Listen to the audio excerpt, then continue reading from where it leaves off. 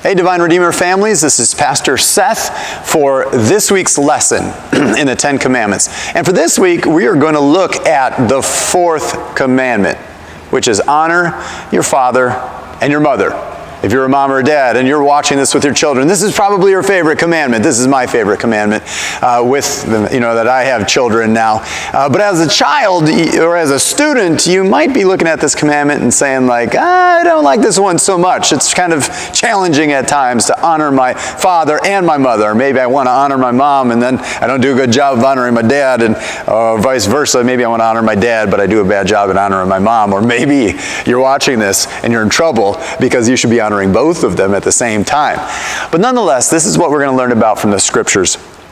So we're actually going to go to the New Testament in this case, where Paul is actually addressing this fourth commandment. This is what Paul says in Ephesians chapter 6, verses 1 through 4. Children, obey your parents in the Lord, for this is right. And then he goes on to actually quote this fourth commandment. Honor your father and mother. This is the first commandment with a promise, that it may go well with you, and you may live long in the land. So, as Paul is looking at this fourth commandment, he's identifying not just something for you to do, students, but he's talking about the importance of the relationship here between students, between kids, and between their parents. Now, why would he do this? Why would God say, that if you honor your father and your mother, that it will be well with you and you'll be able to live long in your land? Well, it's because in this relationship, your mom and your dad, they're looking out for you. You might not always agree with them. You might not always agree with the way that they do things, but they want what's best for you. And God knows that, because God actually put your mom and your dad in your life for you. God gave them this authority to mold you and shape you and see you grow up in His love and in His care. But that's the importance of the relationship. That they need to know that that authority is given to them by God, and they actually have a task, mom and dad, to love and form your kids. This is all completely biblical. But here's the thing. You're not doing a perfect job as children loving your parents, and parents, you don't do a perfect job either of loving your children. We have a lot of examples of this fourth commandment relationship being broken. In my devotions for this morning, I was reading through 1 Samuel chapter 2, and it has to do with a father and his two sons. So it's with Eli and his two boys. And Eli was a priest of the Lord, and his job was to help everyone grow up.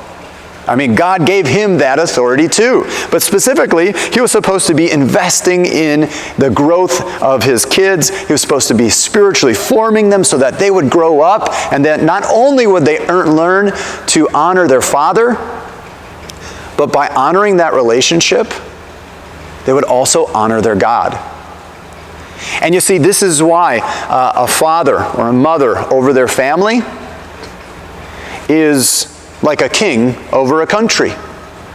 God gives the king that authority to govern over his people well, right? To see them raised up as a healthy and helpful community. And so as a king is over a country, a mom and a dad are over their family, over their kids. Each group has been given their authority by God to care for their people in a relationship. Well, with the story of Eli and his two sons, whatever Eli had done was not very effective, because both of his sons ended up being very, very wicked.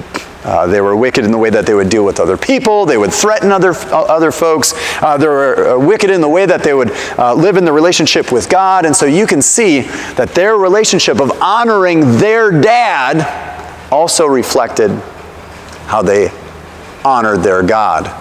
And it was negative. Since they didn't honor their father, of course they were not going to honor their heavenly Father. And this is the relationships that's discussed in the Old Testament in that section from my devotions today. But there's also more in the scriptures about this relationship not working very well. So even though Eli was a fairly decent man and he had some good things that he contributed to God's kingdom, he had 2 bad sons. We have another story in the book of Kings of the king Manasseh, who was a father over his children, not just a king, but actually had his own kids. And it's said that king Manasseh actually sacrificed his kids on an altar to another god, so that they died. So not only is it important for the child to honor their mother or their father, because that shows their relationship of honoring God, but it's also important for the father or the mother to honor God by loving and caring for their kids and seeing them grow up in the faith and in righteousness. But with Manasseh, he didn't do this. He sacrificed his kids on an altar. My concern with all of us today is that as parents and kids, we need to be really mindful of what the Word says about honoring each other in this relationship. You saw what happened with Eli and his wicked sons when they didn't honor him, they didn't honor God. Well, when Manasseh didn't honor his role of loving his kids and just sacrificed them instead, he didn't honor God either. And so this is a two-way street. And this is why, if you can honor your father and your mother and father, if you can honor your kids and you don't exasperate them, like St. Paul says in Ephesians chapter 6, you will live long in the land and it will be a blessing unto you. But all too often here in our area, I do see that some parents are kind of sacrificing their kids on different altars as well. Now, it might not be the Old Testament altars with blood sacrifices and all that crazy, scary stuff. But I see parents sacrificing their children on the altar of ball. You know, like baseball, volleyball, football. Moms and dads living through the athletic accomplishments of their kids. Or they sacrifice, as a parent, their child on the altar of achievement or success or busyness.